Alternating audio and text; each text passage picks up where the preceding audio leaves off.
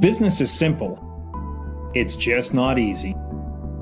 We focus on three things to help you run and grow your business more easily: talent, sales, and how to scale. This is the Talent, Sales, and Scale Show.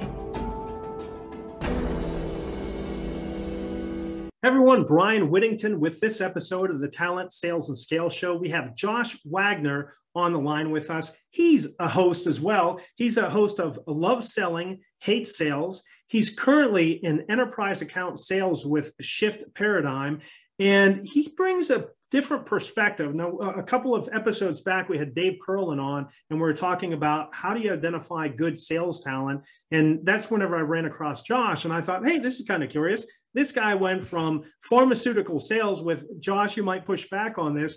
You know, whenever I hire people, if I see that they're coming out of pharmaceutical sales or, pharmaceutical sales or even sometimes medical sales, they don't oftentimes do terribly well in the B2B world. But Josh is here to break that paradigm as a shift paradigm. There you go. And so he's going to break that paradigm for us and give us a sense of what are the keys to being successful in sales, going from an SMB intern selling radio advertisement all the way through to enterprise SaaS sales. So with that said, welcome to the show, Josh. Yeah. Thank you. Thank you for having me. It's going to be fun. Yeah, I appreciate it. Now, the question that we always start off with, Josh, is, okay, so why should we listen to you? Why should we trust that you know how to work through this and you're just not with this one-off freak of nature?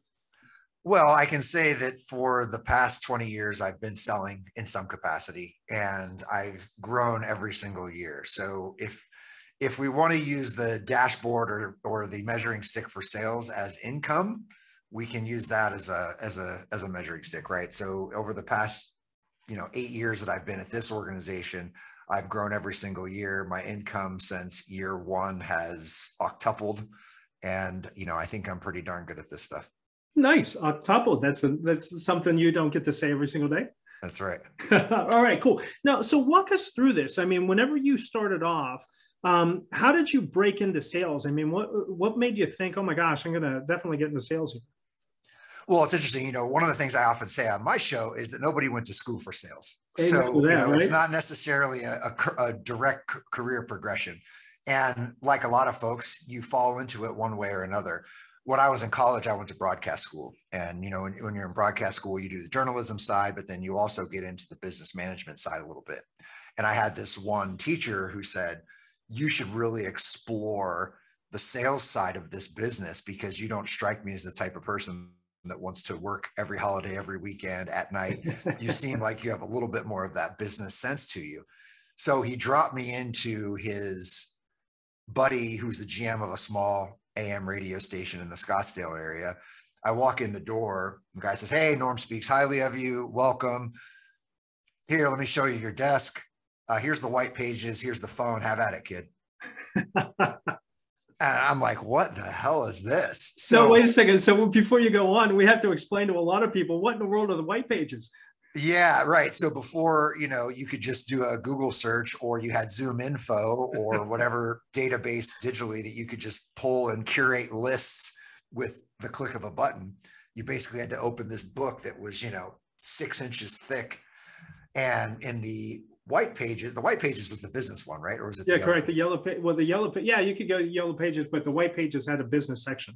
Yeah, that's what I thought. Yeah, so you get the business section, and it was categorized by all of these different things, but it just basically was a business name and a phone number and an address. So you could just start calling down those things, and that's what the expectation was. And I, as a 19, 20-year-old, you don't really know where to start. So I started spinning my wheels a little bit, figuring out what I was going to do just to get through this semester, right? I'm like, oh my God, this is going to be horrible. So I went into the traffic guy, the guy, who basically keeps stuff on the air. And I said, who advertises on this station right now? Like, give me a sense for who's spending money here. Because it was a small station. And it was basically golf courses or boutique shops. So, all right, great. Now I've at least got some direction where I can go after. If you've ever been to the Phoenix, Scottsdale area, there are lots of golf courses and lots of boutique shops. So not too hard to find those things and narrow them down. So I built a 2-3 slide deck that basically said who advertises on their station, this is what they get. And I started calling golf courses and boutique shops. And I made it so that at least 2 days of my week, I out pitching to these people, and I wasn't just sitting in there making phone calls. I said, I had to get out of here. I can't just sit here all the time. So I wound up doing that. I actually beat every person who was a full-time employee in sales in that semester. I was offered a full-time job, and I basically said, F you, there's no way in hell I'm working. And, I'm getting close to graduation. That was my first foray into sales and my first foray into building, your account targeting. How are you going to build an ICP and do some account targeting and things like that? Well, so let me pause you right here. So we'll put a pin on it and kind of unpack a little bit. So what we've developed here, and I've just been taking some notes. You've mentioned the fact that you've grown year over year, right? And I think that's one of the critical key points that we find in really successful salespeople is they are never comfortable with status quo. It's funny, I'm on a couple of these channels. I think you and I are on one of the channels as well. And sometimes people reach out to you for mentorship. Sure. And I said, listen, if you don't have that growth mindset, if you're not constantly learning and that highly risk motivated, because most salespeople are not going to be sitting around collecting stamps, doing woodworking, right? There's no way that you're going to find salespeople there. Right. I said, most salespeople, they're jumping out of airplanes, driving fast stuff, doing some crazy things. And I think that comes out of that growth mindset. So did you have both that growth year over year from revenue, or was there also some other growth that you had there? Well, it's a little bit of both. So think about it. The way I like to think, you say growth mindset, I think of, there's a perception out there that salespeople are only motivated by money. And I think on the surface, it's easy to say, yeah, that's totally true. But I actually think the best salespeople are internally motivated. And what that means is they know their why and they want to be growing all the time, to your point, right? There's that growth mindset of the status quo isn't good enough. I want to be better than average. I want to do better for myself. I want to do better for my family, whatever that means. I think the money comes as a result of that, but I don't think the money itself is the intrinsic motivator. That's just a personal view. Yeah, the weird thing about sales is sales may or may not be the motivator, and that surprised me because I had the same mindset as you, Josh. But according to Curlin, the number one indicator of success in sales is that money motivation, which really shocked me because I'm of the same mindset as you.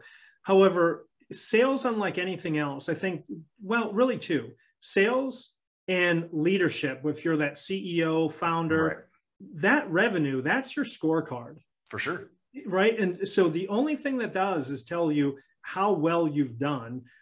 So I love that. So you're talking about growth mindset, not necessarily money motivated, but intrinsically motivated. And I interrupted you. Keep going. Yeah. As a scorecard, I don't think it's a problem at all. And, I think a lot of people fear money and they have all sorts of perceptions in their head of what money is and how it's used and that it can be bad and all of those types of things. The bottom line is it's a vehicle to help you do what you want to do, right? Like you can use it and wield it however it is you want to use it and wield it. Everyone has different things that they care about. Like I don't care about cars. Cars don't matter to me. I'm never going to go out and buy a Lamborghini, even if I can afford it.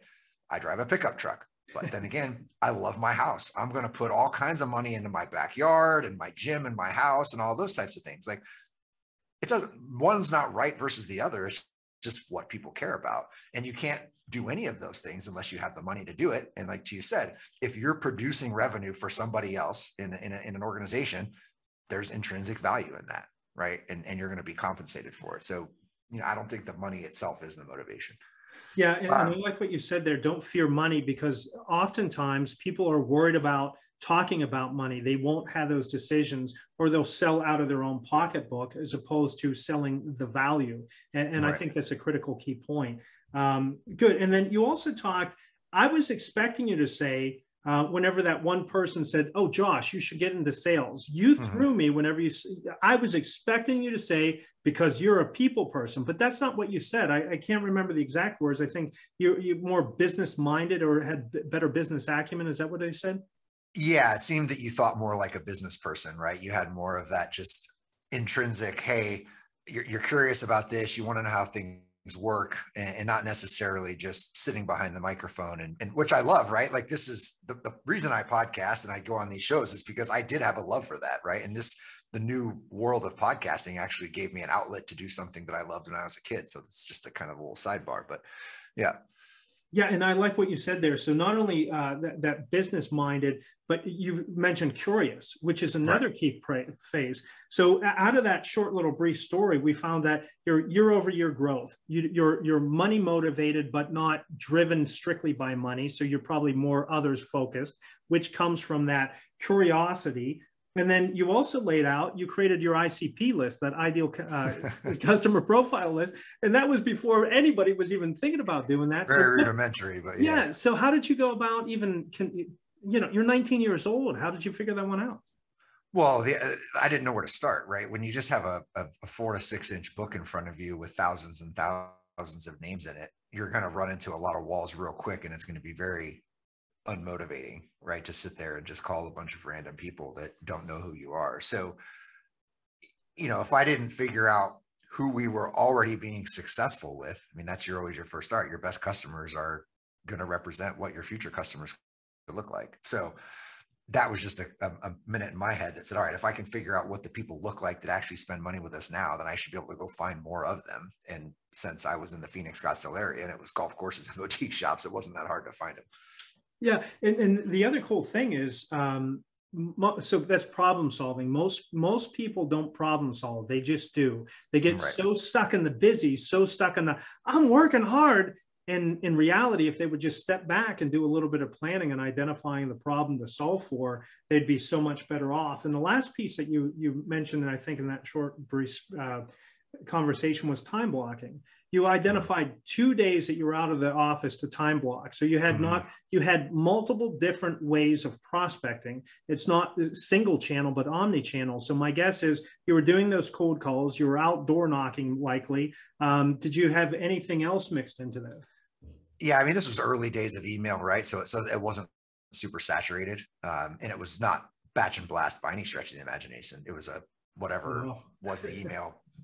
I don't even remember what it was then, but it was just, you could send one-off emails to somebody.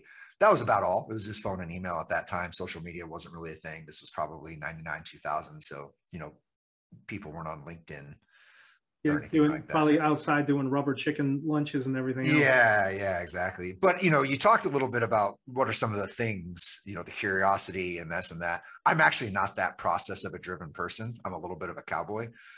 So I think that's a good transition into what happened after that. So I didn't want to get a job and I was graduating. So I called my buddy and I said, hey, let's start a business together. And he was like, doing what? And I said, doing what you do, because he had kind of dropped out of college. He was working in event production, got hired by a big firm. He was doing really well.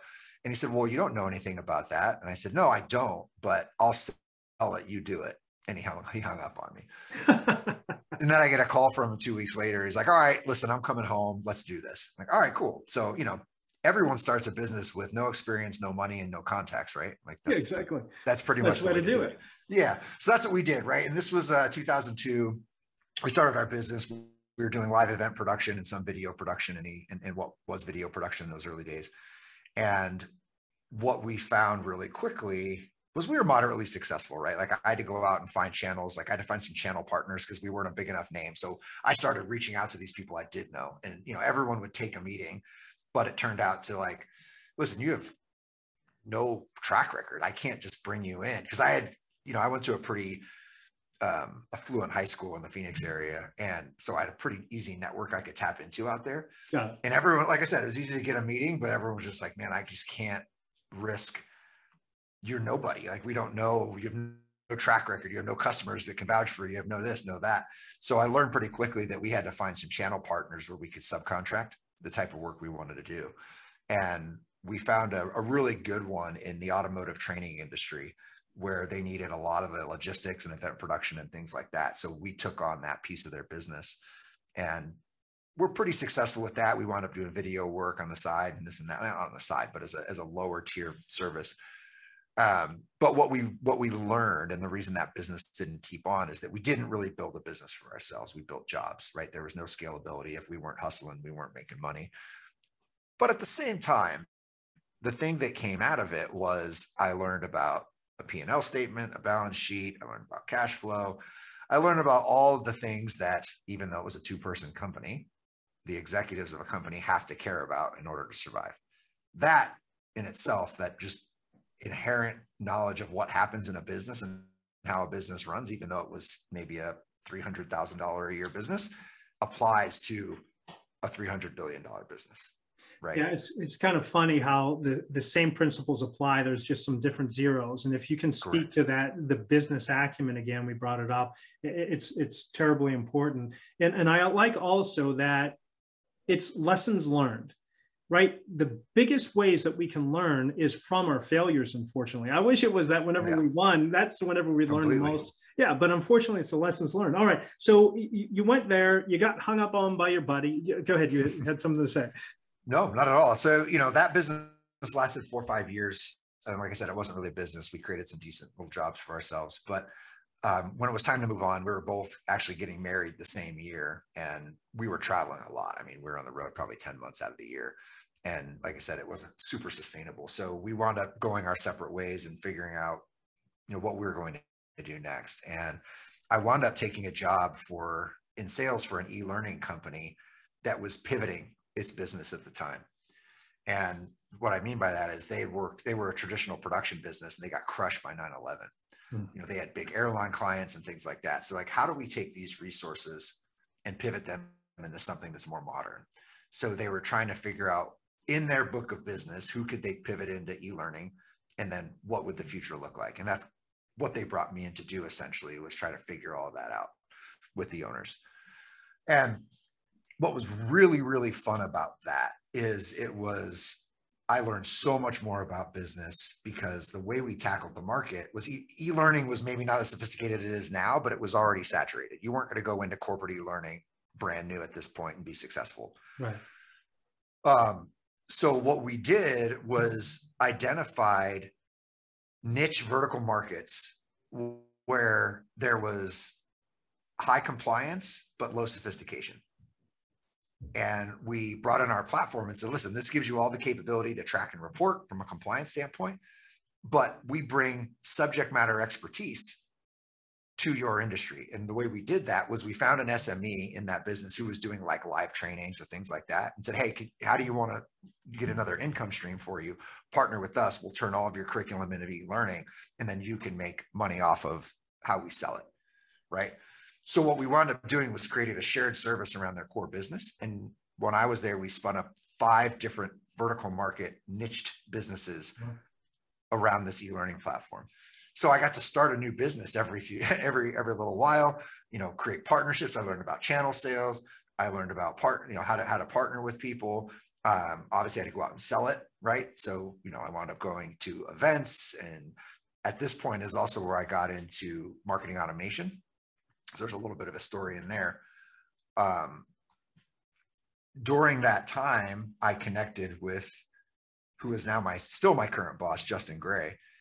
And we went to grade school together in Fountain Hills, where we grew up, as a suburb of Scottsdale. And just a LinkedIn connect. Hey, what's going on? Let's grab lunch. All right, cool. So we go grab lunch. At the time, he was building a payment processing company, was talking to me a little bit about that. And he also had started this little service business. We didn't talk about that too much, but he was trying to differentiate his payment processing business. So I actually wound up selling him some e-learning as a differentiator for that business. But it was funny, after we had lunch, I started getting these like little emails from him that said, hey, I noticed you were on my site. I'm like, what? Oh, look, you've got a score. So this was like 2009. And he was Marketo's 20th customer, if you're familiar with Marketo, the marketing automation. Yeah, so he was really leading edge then. Really leading edge. He had such a bad onboarding experience that he started a services company to help companies implement Marketo. Right. So we start talking more about that. And I'm still running sales and marketing for this e-learning company. And he says, well, why don't we work with you to kind of go to the next level in that? So I hired them to help me implement Marketo and Salesforce at the e-learning company. And that's a pretty powerful tech stack for back in the day. Well, especially for a 20-person company. Yeah, right. I mean, we were small, right? I mean, we're SMB for no question about it. So I go through that. I become a Marketo power user. I'm doing all this kind of stuff. And if you fast forward a few more years, I was ready to make a change. And this is where the pharma thing comes in, right? And I'm like, all right, I'm just this is good. I've gained a lot of experience, but I just don't feel like the growth, I kind of had I was kind of incentivized like an owner, but kind of not. So I just wasn't making enough money. And my wife and I just had another kid, and it was like, all right, we gotta move on to something else. So I'm at a 4th of July party with a buddy, and he's like, you should just get into medical sales. You can easily make, I don't know, I think what he said, like you could make $150, no problem. I'm like, oh, really? Like, okay, cool. So how do I do that? I didn't know anything about it, but it's interesting. So let me pause you there before you go on to that. So Ken, we're about to move to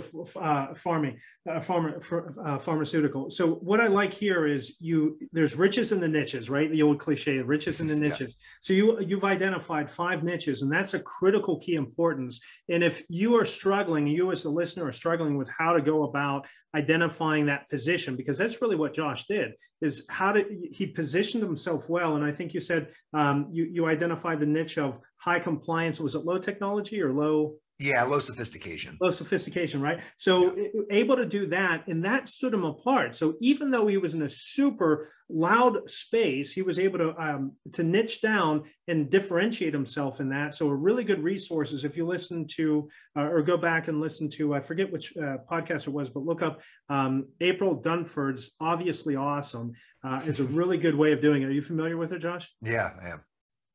Love her, hate her? No, I think she's good. I think she's very good. So it is a really good way of doing that. So he spun up 5 different niches there. And then one other thing too, and I'm just finishing up Justin, why am I blanking on his name? He wrote Tech Sales. Justin, he's a buddy of mine. Sorry. Yeah, right. We're both blanking on his name. They go right in front of me. So Justin Michael, for goodness sake. Never trust a guy. He's been on my show. Yeah, right. So we just finishing up Justin Michael's tech-powered sales, and that's the other thing that you did. Right now, it's so critically important. You said it yourself. I became a power user or Marketo, and that's the way that you're going to differentiate yourself. I mean, if you know tech now and you become power users of this technology, that's what is going to separate you out from the rest, because you cannot keep up. If you're not working more wisely, if you're not working more effectively, you're going to get just rolled over. So other pieces that you would like to pull out of that segment of your life?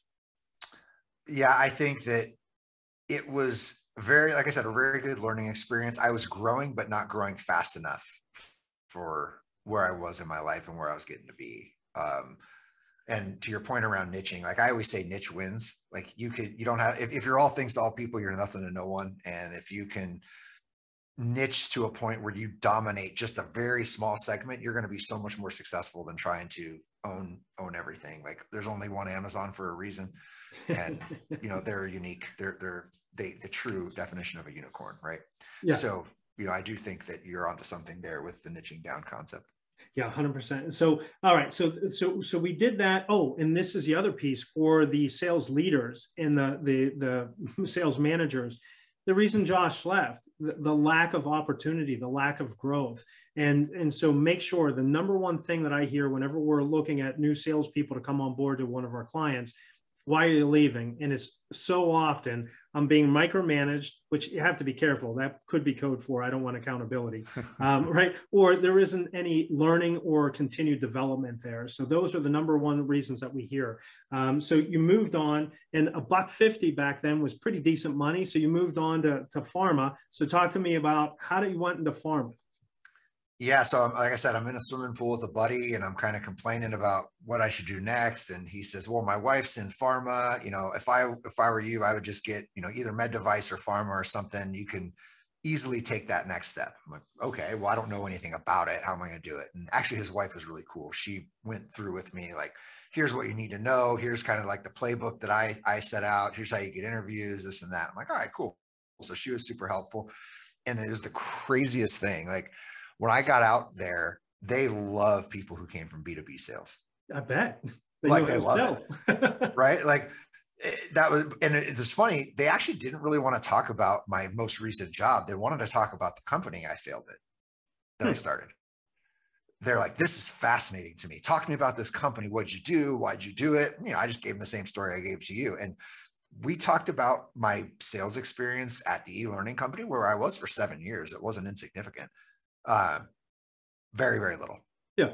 It was wild. And within no time, I had all these offers that had a base salary that was higher than what I was making before, because I was commission only. Yeah. In my gig before. So I was just like, okay, yeah, let's do it.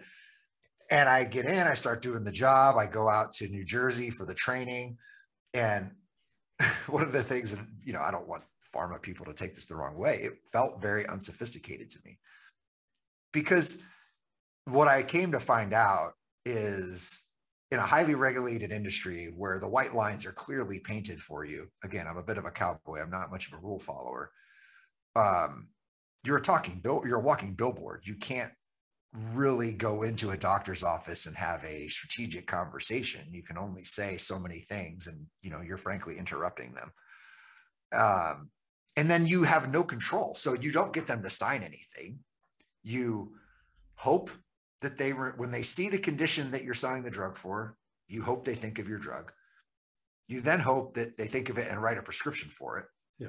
You then hope that the person takes the prescription to the pharmacy. You then hope that the pharmacist doesn't replace it, which is generic. You then hope that gets tracked in their system and back to you, and you actually get paid on it. Nice. So there's very little control you have over the extra money you make, right? And that's when I learned that I really don't give a shit about a base salary. I'd really much rather have control and bet on myself for what it's going to be. So it was interesting. The company that I worked for, within the 5 months that I was there, I was only there for 5 months. They got acquired. And I was like, oh man, I'm brand new. They're not going to want to keep me around. And while I'm sitting in the parking lot of a doctor's office in Tucson, which is south of Phoenix, waiting to go into my next appointment, I get a text from Justin Gray, the guy I had lunch with at LinkedIn and who helped me implement Marketo and Salesforce.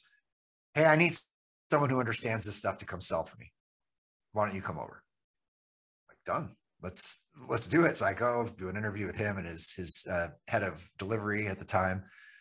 And that was in March of 2014. And I started selling Marketo professional services, implementation, optimization, and staff augmentation in the early days of LeadMD. Like I said, it was maybe a $3 million company at the time, but it was now taking a lot of that stuff that I had learned and selling to and through software reps. So now this is for the first time I get exposed to software sales, like really heavily, right? Like my channel was software sales reps and getting them to, instead of sell their own professional services, sell mine. Nice. Right, now, was Marketo a freemium then, or how were you going? No, Marketo was never a freemium.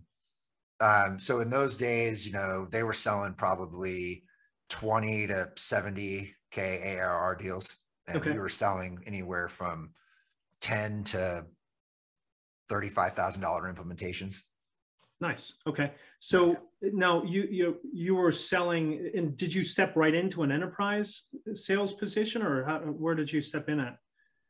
Well, not really, because inherently we were small, right? There was me and I think a sales leader at the time. I don't even remember. And you just kind of worked with the Marketo reps to find who they can introduce you to. So if I worked with the enterprise reps, I worked with larger companies. If I worked with the commercial reps, I worked with smaller companies. And, it kind of is what it was. But I would say it was very much SMB because it was far more transactional. When my average deal size was 25K, I had a pipeline of 10 to 15 deals at all time every month. Right. Now, I would think, I've never done channel sales, never done VAR, right? I'm guessing that whenever I used to engage with my clients and help them with it, it was really staying top of mind, being a better user experience for that Marketo rep to send more people to you. Is that the way that you found success, or how did you go about it? Yeah, so I sold direct. It wasn't, but I was looking for Marketo reps to refer me into deals. Okay, got it. Right. So, my goal was, I wasn't white labeling our solution. I was basically trying to get them to say, okay, if you've got a hot prospect, they're going to have a better experience with us than your own internal professional services. So that was one of our channels. We also did some direct, and then we did a lot of inbound. I mean, in the early days, it was a pretty niche market, right? And if people needed help, there wasn't too many places to go. So we got a fair amount of inbound as well. Yeah, and Marketo did an amazing job with branding. I mean, they really coined the phrase. I mean, they didn't come up with it, but they really made it popular. That the account-based marketing seemed to really come from them. Yeah, account-based marketing automation in general was, part of that whole wave of, the HubSpot, Marketos during that time frame. Yeah. No. So walk me through it. So how did you move from the predominantly SMB space up to the enterprise? And let's talk about some of the differences there. Yeah. So like I said, since I've been here 8 years now, and we've grown every single year as an organization, and we didn't just do that we did it a couple of ways. The first was just doing more, right? Like doing more deals, but it's a grind, right? And there's two pieces of that in a service-based business, right? From a sales standpoint, you only have so much time. And if you're just churning 15 deals a month in pipeline, like it's a lot of work, right? Yeah. And it's not a ton of revenue, actually. 25K deals isn't that much when you have a pretty small sales team. But the other side of it is on the delivery side, keeping up with that volume of delivery is very challenging as well.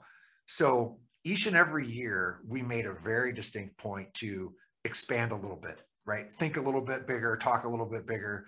And what we found as an organization was the implementation of the technology itself wasn't making people successful.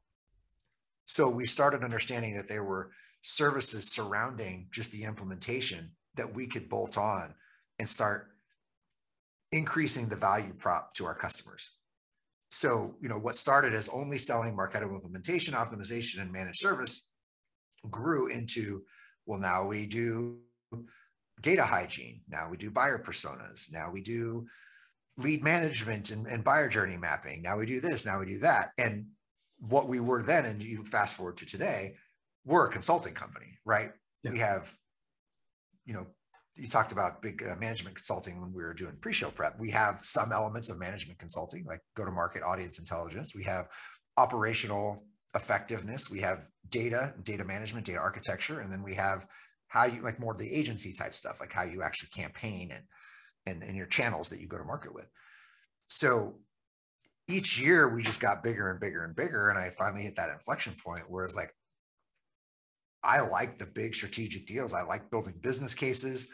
I like going up in the enterprise. I'd rather do 2 deals than 10. And it's just more fun for me. I'm built that way. So as we started to grow our sales team, I just stepped in and said, I'm going to do the enterprise. Like that's where I want to go. So that was a little bit of the transition for me. Yeah. And it's kind of curious, right? Because some people will loathe enterprise sales because of, it's a lot. In one way, you have to be patient to get everybody's consensus in there. But right. In another way, you can't be patient because you got to keep the cycle time as short as humanly possible. So some people have the ability to do it and others don't. So you said that, hey, this is just a natural for me. I was able to slip right in. So a couple key learnings in that time. And like I said, some of my best friends are software sales reps, and I've sold their software for them in a lot of cases at this point. So, maybe I don't sell software directly, but I definitely do indirectly. I talk about this on my show, and this is the concept of seller market fit, right? We always talk about product market fit when someone brings a new product to market. But as a sales professional, there is a natural fit for you in the market where you're going to be more successful. Like, I sell marketing to marketers. I can do that. I'm good at it. If you needed me to go sell engineering to engineers, I would suck. I'd probably never make my number. I wouldn't know how to have a conversation. Like, there is a fit element to where you belong. And that just, the type of solution is one thing. The other is the type of transaction. So I have a buddy who's a badass seller, but he is a volume and velocity, needs to have every hour booked with meetings, likes to have a lot of deals going, really good at a transactional sale, and he makes a killing doing it. He doesn't like the enterprise. It doesn't work for him. So that's some self-awareness around where that fits. Like, that drives me crazy, right? Like, I need to think about who is a good fit, why, what's their problem, where can we fit in, what is the business value, can we get to the executives, can we, you know what I mean? Like, that whole process of building out an enterprise deal is really exciting to me. So I think as an individual, you talked earlier about why people leave companies and they don't see a path for growth. I think sales leadership should do a better job of understanding that it's not just, okay, you sell, you crush it, go be a frontline manager. Like, being a frontline manager sucks for me, right? There is a path for individual contributors to grow. And especially in these big SaaS companies, right? You typically have an SMB team. You might have a mid-market team. You might have an enterprise team. Sometimes there are team leaders who don't have to be managers, but can be like mentors. You know, some of that, I love helping people. Doesn't mean I want to be a sales manager. Yeah. I'll help everybody on my team, right? But I don't need to be their boss. I don't need to enforce rules or tell them to put something in Salesforce. Like, I don't like doing it. So why would I ask someone else to do it? Well, and it's funny though. So you said there's a seller market fit for that offering. And what was the second part that you said? Because that gets into sales personality almost, but how did you coin it? More along the lines of just growth. Like, you don't necessarily have to, it's not a linear path to, hey, you crush it in sales and then you become a frontline manager, and then you become a frontline manager and become a VP. And like, management's not the only option for people. There are a lot of people who are very good individual contributors who can make a career and continue to grow as an individual contributor. Yeah. And I mean, you can literally make a career especially if you're in an enterprise. I mean, you can do pretty well at that more transactional SMB. If you're selling a value-added component or offering, you can do pretty well. But if you get into enterprise, I mean, there's no reason that you can't make it. There's people making into 7 figures if you start to do pretty darn well in enterprise. So absolutely. Yes, sir. Yeah, there's professionalism within it. And then I would also challenge a lot of times that management, the leadership, it's less about it's less about supervision now. Right? Because there's so much software. It's so easy to push a button and see how people are doing. And I think it goes to what you were talking about, Josh. It gets more into that coaching, mentorship, and training of building this out to make others as good as you. And I think there's a huge component of that. I think it's less about that supervision. So the problem is, we said at the top that nobody went to school for sales, but even less people went to school for sales management. Exactly. So and it's a completely different skill set too. Yeah. So sales management is largely still undefined. And what you see happen, and it happened to me, is you're crushing it.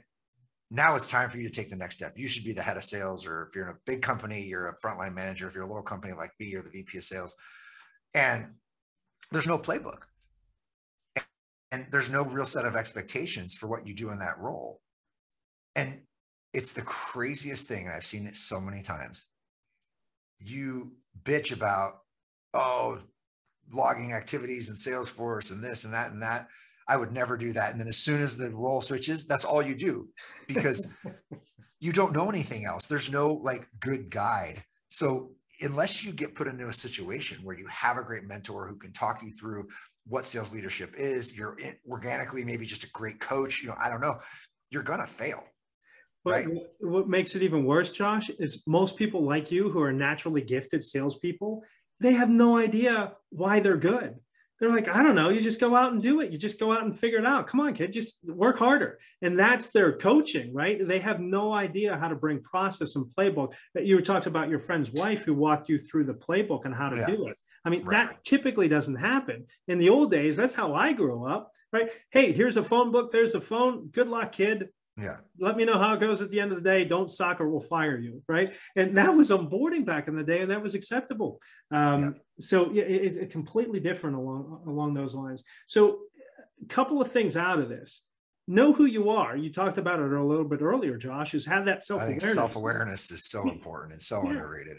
And be authentic, and you can do amazingly well no matter the position. Make sure that you're within a company that doesn't cap you from an income perspective, that they give you realistic opportunity to grow and improve, and figure out ways of. I was talking with a young lady the other day. She's the #1 person on their team. Mm-hmm. And they're banging her because she's not hitting certain KPIs, that the people who are hitting the KPIs aren't even setting appointments. They're not performing. Yeah, let alone hitting revenue. And they're giving her grief and talking about putting her on a pit. So my goodness, if you are a sales leader, don't do that, right? Yeah. Figure out what she's doing and teach it to those that aren't doing well. So just a couple of thoughts there. Other last parting thoughts before we dip into the rapid fire questions here. Yeah. One of the other things I would say for people to consider, because, software sales is super sexy, and I get it, right? Like it is super sexy. There's a lot of money to be made. Chances are, if you're at a big software company, there's going to be a lot more outlined for you. You're not going to have to figure it all out. But where I see a lot of software salespeople fall down is falling back on feature function. So just, even if your career path isn't selling services, go sell services for a minute. There's no demo. There's nothing tangible. There's nothing to fall back on. So you have to learn how to have a conversation and dig in with people about their business, because there's nothing to show them. There's no demo. There's no nothing, right? Like, it's consulting. How do you show them consulting? So you naturally have to get into business conversations. So my first advice would be, go start a business and just fail at it. Even if that's fine. I don't care. Or succeed. Maybe it'll be awesome. Second is, if you can't do that, go sell some services for a while. Everything I've sold has been services, and it changes the way you think about selling. And if you apply that to software sales, you'll be so freaking good. Yeah, because the problem with selling a software that you can actually demo, or a product that you can actually is tangible, is you fall in love with the features and benefits, and you get stuck with that, and you don't get into the solution sales, the crafting, co-crafting of the solution. So I couldn't agree with you more. And the funny thing is, Josh, how long have we been saying that? And I just saw a LinkedIn post today of, oh my gosh, it was from LinkedIn, right? LinkedIn said the 2022 sessions. No, it was HubSpot. 2022 sales outcast or forecast, stop selling features and benefits. There's a headline. Right? Oh my God. Appreciate that. Yeah, right. So, all right, perfect. Well, if somebody's looking to get in sales, or maybe move up through the food chain from that small entry level, I'm at SDR, BDR, maybe I'm at customer success and I want to move into sales, what are maybe the biggest challenges that you see somebody having? Well, challenges is going to be bad leadership. I think that's one of the things. So find people who care about you and care about your growth. That is first and foremost. I've been so fortunate that Justin here at LeadMD, which is now Shift Paradigm, he has given me the opportunity to just figure it out my own way and provide some structure along the way, right? Some intensity that I may not have on my own, a little bit of structure here and there, but for the most part, like, listen, man, you help us grow, we're going to grow together, and you're going to be rewarded for it. Great. Steve in my other company, like, he taught me how to think like a businessman. We weren't just selling, like, we were starting little niche businesses, think different, that kind of thing. So I would say find people that care about you and care about your growth. That's first and foremost. You can feel that when you're in the interview process. Don't be desperate. Don't fall in love with the idea of, my top guy makes $1 million. Great. What does everybody else make? Yeah. Right. Exactly. Like, when you're starting out, like, you got to think about those things. And then my other thing we talked about a little bit, don't get caught up in the perception of what you think sales should be. Right. I think there's a lot of perception through the movies, a lot of perception through bad actors, a lot of perception through this and that of what sales should be like, and you should be fast talking and smooth and this and that. Whereas I have some friends that are really freaking good software reps, and you would never be like, hey, I bet that guy's a software sales rep. They are highly consultative, really mellow, really dig in, ask deep questions, go super deep with people. They're the most just awesome people that you would ever know. Like, that's good sales. It's customer centric. It's not about you, it's about them. And if you can kind of get rid of those things that you've heard about sales, if you're starting out early, you're going to be better off. So use Josh's advice on being customer centric and diving down really deep whenever you're interviewing, so you can interview the person interviewing you to make sure that you do have good leadership. It's it's a two-way interview there. And so many times, and no offense, I'm in the profession. Right. recruiters, man, they don't know what they're doing. And especially whenever it's a technical recruiter and they're trying to hire for salespeople, they have no idea what a good salesperson is. And they're just trying to check the box. And if you're outside of the box, they don't get it. So really make sure that you're interviewing that person as much as they're interviewing you. Couldn't agree with you more there, Josh. Cool. Now, how about best suggestion that you would have around building up in sales ability? It seems like you're pretty well seasoned in this and learned. What should we be learning? Yeah. So one of my biggest philosophies is build a pipeline for life. Like, forget about the month, forget about the quarter, forget about the year. Treat everyone you talk to as if they're really important. If they're never going to buy from you, or if they've got something hot ready to go right now, like, you never know what's going to happen with that person. Literally, the first person I ever talked to on my first day at LeadMD, I sold them a deal 5 years later.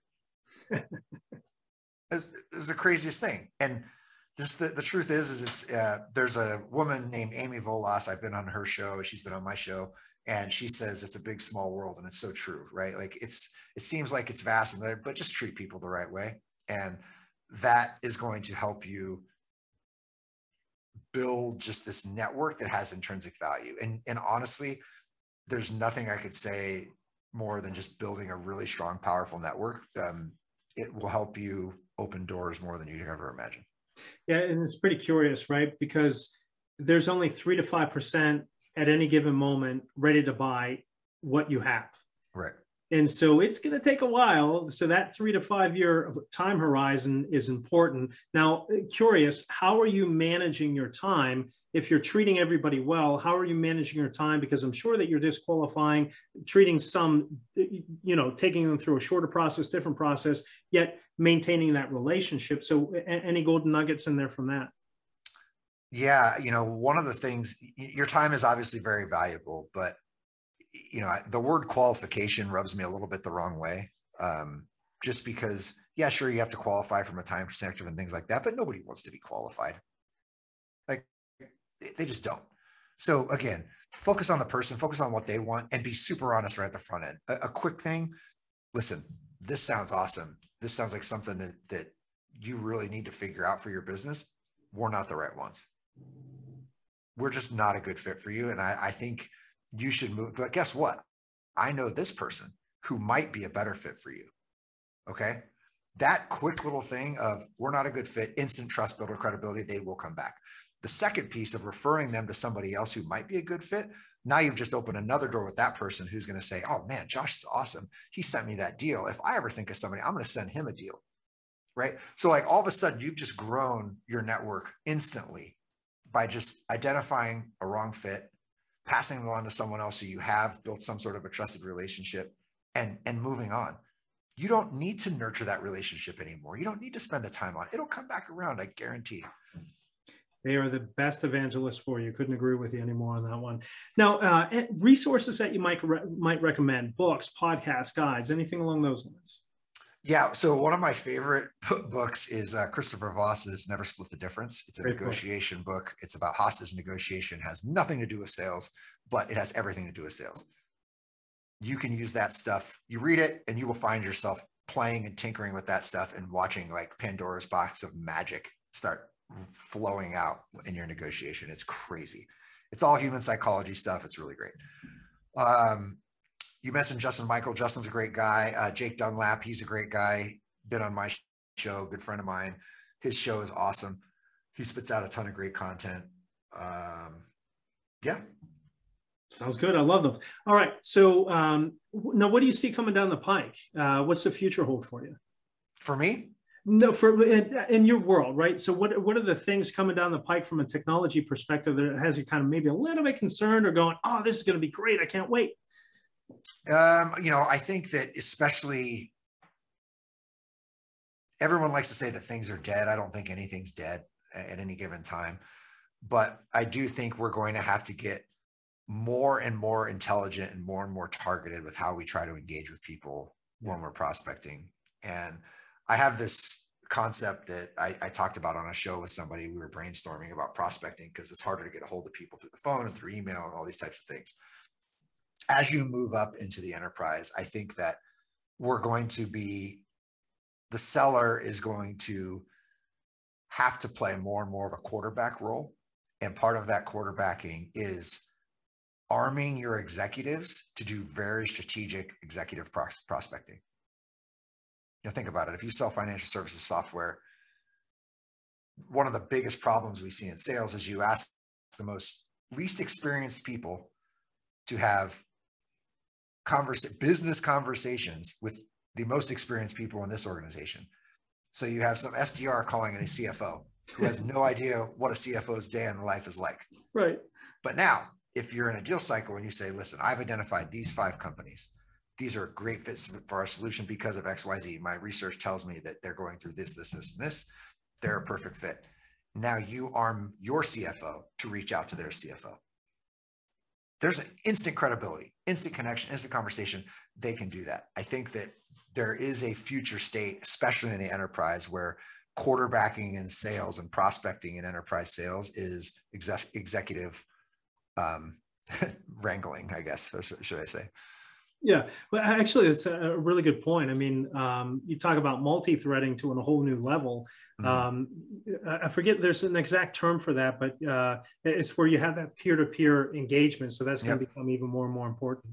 Yeah, I know Jamal Reamer, who wrote the book Mega Deal Secrets. That's another book I do recommend if you're doing the enterprise thing. It was so freaking inspiring. I was jacked up. But he calls it executive whispering, and I think that that's a good term for it. Nice. I like that. So Mega Deal, you said Mega Deal? Mega Deal Secrets. Secrets. Okay. Cool. All right. We'll check that out. Now, hey, who should reach out to you? Why should they reach out to you, and how should they do it, Josh? Yeah. So if you are in sales in any capacity, go to lovesellinghatesales.com. Check out the show. I've got a free guide that'll just pop in your email address, and you'll get a top, I can't even remember what it is, 35 secrets or something like that from salespeople I've interviewed over the years. That's a good one. If you are a marketing executive and looking to transform around your customer, it's josh.wagner@shiftparadigm.com. Nice and easy. And he's on LinkedIn, so check him out there as well. Hey, Josh, I can't thank you enough. I really enjoyed the conversation here. So quick sum up, be growth minded. Don't worry about money. Don't fear it, but run towards it. Have that executive mindset of curiosity, build out your list, niche down, make sure you're time blocking, be more intentional and authentic, and make sure that whenever you're not a fit, tell other people. They'll appreciate it. Yeah. That's a good one. Really appreciate it, Josh. Thanks so very much. Hey, remember, do something about this. Learning for learning's sake is pointless. Learning for knowledge sake, that's where it's at. Share the episode, put your likes on it, make some comments on there. Really appreciate it. For this episode of the Talent, Sales, and Scale Show, this is Bryan signing off. See ya.